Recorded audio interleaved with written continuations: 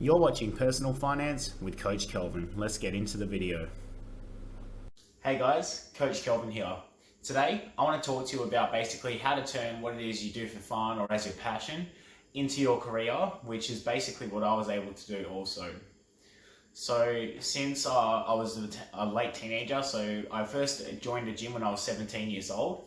And before that, I was very overweight and extremely unhappy, had no confidence, and basically I hadn't found my way in the world yet.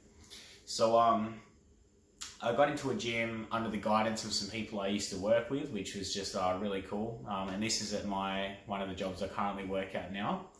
And I basically got hooked straight away. So I was able to work out, lose a lot of weight. So I came down from 115 kilos at my heaviest and got to 75 kilos at my lightest, which, yes, it took a little bit of time, but in the process, I became a lot happier, a lot more confident, and I was able to really find my passion and how I wish to contribute to the world.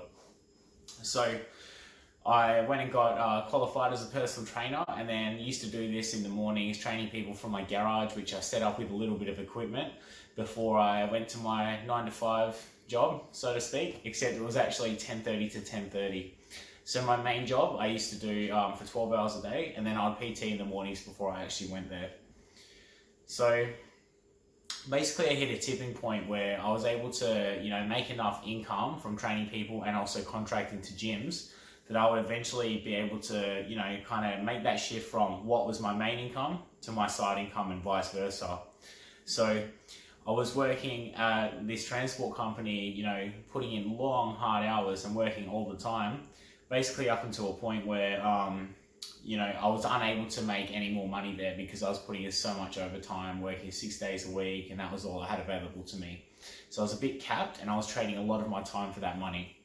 So when I started getting a bit of income from the personal training sessions I was running in the morning from my garage, from their classes I was working at a gym as I was contracting, and also the work I would do on Saturdays, I kind of started to see that I was earning way more income than what I actually needed to cover my minimum living expenses. And this is something I mentioned when I talk about lowering the cost of living and increasing your savings rate in one of my earlier videos. So I went through all of my expenses for about a period of 3 months, and I figured out exactly what money leaves in my bank account in order to then figure out what my minimum living expenses would be. So I discovered actually that by doing what I was doing, I was needing to earn about $1,100 a week in order to make it worth my time to then make that shift from working mostly in transport to working mostly in personal training. And I resigned at my full-time job in the transport company and went back on as a casual, where I could keep my job for 1 day a week, which allowed me to just keep a foot in the door as a bit of an emergency backup if required. But then I sourced enough contracted work to cover my minimum living expenses, and also knew that any extra personal training sessions I could get or any other clients on top of that, I would be able to then take that away and have that as a bit of extra income. So that was like the gravy on top of the roast, you know what I'm talking about? So what was really cool was I was basically able to, after discovering my minimum living expenses, realize that I was already in a position where I could make enough money to actually step away from that full-time job I had and turn my passion into what my full-time job would become. So I spoke to the 2 different gyms I worked at the time and told them I was soon going to be available in the afternoons, and we figured out what hours were available to me. I also decided in the process that I needed to up my personal training PT rate in order to figure out how to cover that cost of living. So I used to charge $20 an hour, which, yes, it's a low rate for a personal trainer, but I was operating from my garage, so I had low overheads, if any at all. And I also did not really need to make a lot of money from this because I was actually just doing it as a passion project on the side. Any money I earned, I reinvested into buying more gym equipment. So it wasn't like I was doing that to cover my cost of living, which my full-time job actually was doing at the time. As I made that shift, I needed to triple my rate actually, so it went from $20 an hour to $60 an hour. But a lot of my clients stayed on and were more than happy to continue paying this increased rate, which was it blew me away actually. I was very much prepared for that difficult conversation. But when I took what my minimum living expenses were and I divided that number by the amount of hours I wanted to work in order to cover that, that was the PT rate I needed to charge.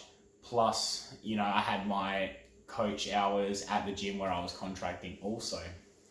I then took that figure, which was the $1,100, and figured out how much tax I would have to pay on that per average every week. So I went onto the Australian Taxation Office website, or the ATO, and I basically entered that income to figure out what my tax liability would be. I then, with my job in the transport business, I called the payroll officer and basically asked to salary sacrifice 50% of my income into my superannuation account. So I was still able to, contribute to my retirement savings. Yes, I was putting less into my pocket, but this also reduced my tax liability later down the track. So what I want to encourage you guys to do, if you have that passion on the side that you want to slowly turn into a business or a main income or your main career, you need to figure out exactly what steps to take in order to make that shift. And if we do this blindly, you'll be in the position I was, which was, doing the same thing you've always done and just holding on for a long time, no matter how tired you are. Once I actually sat down and crunched the numbers and realized it was possible, it was quite confronting because I knew I was going to have to make some really big changes. But there are a few things you can do to make the transition a little more secure. So before I decided to resign from the job, I saved up 6 months of funds essentially, which was actually a lot more than I needed in hindsight, but I didn't know that at the time. So without making any adjustments to my living circumstance, I needed 6 months of cash basically sitting there just as a precaution. So if I did lose any of the income sources I had, I could basically continue living for a while without changing my lifestyle at all. Obviously though, as I became closer or more aware of where that money was going, because it was less fruitful to me, I made bigger cuts and made a conscious effort to reduce my expenses even further. So these included renting out my house and moving closer to the gym that I was mainly working for in order to, one, save on travel time. So I actually made a time saving as well as by working less hours overall. I saved on the commuting costs, including petrol and any potential speeding fines or anything. Not that I've had very many in my life, but the more time you spend in a car, the more prone you are to cop that extra fine or have to pay for maintenance on your car, replace tires, all of these things that add up. I was then able to increase my sleeping time because I had less commute time, so I could get up later in order to still start my job at the same time. So this was a much healthier habit than what I was previously doing because for a very long time I was not sleeping enough. I'm still not, but it's a lot better than it once was. From there, by renting my house out and living closer, I was making a bit of a difference between the rent I was receiving on my property and where I was paying to live. So I was renting one room for $115 a week, but I was renting my house out for $310. So I was making that difference, on $195, which is almost a 10 grand difference every single year. It's crazy, and it was a very effective strategy for me to actually reduce my minimum expenses even further. That also increased my savings rate so I could invest more money. Obviously, the more money I can divert into investments earlier on, the better the long-term return will be. So I just hope this goes to show that even if you are a low-income earner, you can make decisions that do actually reduce your cost of living to allow you to make that transition to turning your passion into your career a lot easier than had you just simply continue doing what you're doing. You need to figure out what your living expenses are at a minimum and then go through and try and reduce them further. So I actually paid for my car rego 1 year in advance to reduce the price. I called up my insurance provider for both car and my property to reduce them. I negotiated better rental property management rates with my property, and I was able to save a bit of money by doing that, and it was very effective. So By making all of these costs, I was then obviously in a more profitable position based on the previous calculations I had done in order to cover my living expenses. So this took a lot of financial pressure off me as well. I was still happy to work 7 days a week because I really love doing what I'm doing with personal training and trying to change people's lives for the better. But sometimes you do get a bit exhausted, no matter how passionate you are. So it is okay to, on occasion, have a day off, or, you know, work a little less in the morning or the evening here and there. And I did eventually need to take my Sundays off so that I could recover and, you know, get some proper sleep. But for the longest time, I went without any rest days or any days off, and it was very difficult. So I want to encourage you guys, you know, figure out when you're trying to make that transition from what your career is out of necessity to what you want to do out of love. Figure out how many days a week you want to work, how many hours per week you want to work, and then can you comfortably cover your minimum cost of living by dividing that figure by the amount of hours you wish to work in that week. To spread those hours across more days obviously means your obligation to work will be less every single day, but to combine more hours into a couple days means you may have more full days off. So you need to really kind of play with these numbers, figure out exactly the approach you wish to take and how to achieve it. And then you too could be doing something full-time in a field you actually love and not one that you're doing out of necessity just to get by. You know, if you could do anything for free, so what is it you like to do with your free time? How do you like to make contributions to people? How do you like to help people? If you can figure that out, I guarantee there's a way that you can make money off this. And it may not necessarily be that you have to rip people off, or, you know, you don't want to be providing a service to somebody and you're not improving the quality of that person's life. You'll always want to be focusing on delivering good products from a place of genuine passion, and then it's a lot easier to make lifelong clients or, you know, sell products when people can see your genuine passion and love for helping them. If you invest in yourself and you believe in what you do, it's a lot easier to make other people believe in what you do.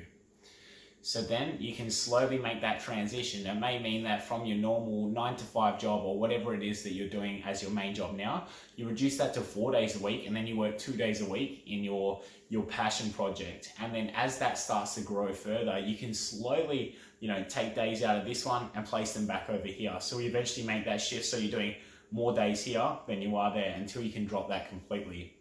Now, it's a very scary circumstance to be in when you're sort of between two jobs and you're unsure of the future of it. And I must say, when I kept my job at the transport company I worked for, that was a blessing, because I was there 1 day a week, and then all of a sudden in 2020, all the gyms shut down for the pandemic, and you know, I was all of a sudden overnight without my income. What I then had to do was call my employer and just say, look, I'm available 5 nights a week again, what can you do? I was also able to pick up some other work, doing some property management once I got my certification for that. So I was able to get by during that period. And then boom, as gyms opened again, I transitioned back from those jobs into more gym work while slowly reducing what I was doing back at the transport and the property management business. So my biggest takeaways from this video will be, don't be scared to fail, because what's more scary is spending 40 or 50 years in a job or an industry that you're not passionate about and receiving like guilt or dread about going to work every time. You will burn out and you will feel miserable. Find something you love doing and pursue it relentlessly, because it will pay off. So that's one of the biggest takeaways. The next is track your spending or your expenses so that you know what your minimum living expenses are. Because I went for a long time without doing this and without tightening the belt, so to speak, because I was so focused on how much money I was making that I wasn't optimizing what that money was doing. You know, I was spending from 5:30 a.m. in the morning until 10 or 11 p.m. at night, not at home. So I'd buy a lot of meals out, I'd spend a lot of money on coffee, and it was very wasteful and it was very ungrateful of me. So by actually, you know, reducing the amount of hours I work, I was then able to optimize my money a bit better, because I could research how to invest money in shares, which was the greatest thing I ever did. I was also able to cook some meals at home. I was able to basically spend a lot more time doing things that could save me money as opposed to just paying that money. I could wash my car instead of going to a car wash, for example. So, guys, I hope that makes a lot of sense. When it is that you decide you're going to make that transition from having a full-time career in something you dislike and you want to shift it over into that career that you love, or a passion project you have, it can be very scary to make an immediate switch. So if we do it in stages where you perhaps drop one day and shift across, so you have an extra day here, and you slowly bridge that gap until they are even or they cross over completely, that can be a safer way to do it. It means you don't necessarily have to go into too much financial stress to do so, meaning you will perform better at what it is you're trying to do. Because obviously whenever we take on any external stresses and we put ourselves into a place of misery, it's extremely hard to show up every day passionate and wanting to take on the world. I really know, I understand that for a lot of people, their job they currently have is a necessity, but there are things that everybody loves to do, and there are things that everybody would like to hear you talk about, especially if you're passionate about it. So go out there and chase it and show the world what value you can bring, because I promise it'll make yourself a lot happier, and it'll make those around you who are supportive of you so excited to see you succeed. Guys, if you got any value from this video, please like, share, and subscribe. I'd really appreciate it, and it helps me out a lot. And leave a comment below. What is it you would like to do as your full-time career, or what are you passionate about, and what would you like to do for work if money was not the problem? All right, I really look forward to seeing you in the next video.